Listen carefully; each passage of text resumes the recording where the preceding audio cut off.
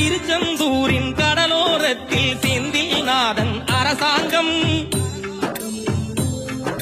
திருச்செந்தூரின் கடலோரத்தில் செந்தில்நாதன் அரசாங்கம்.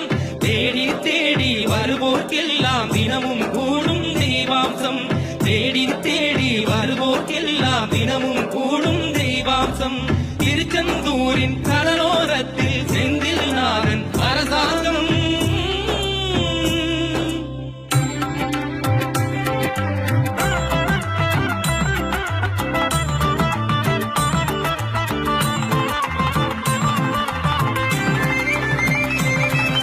கோவிலின் அருகினில் கூடிய கூட்டங்கள் தலையா கடலலையா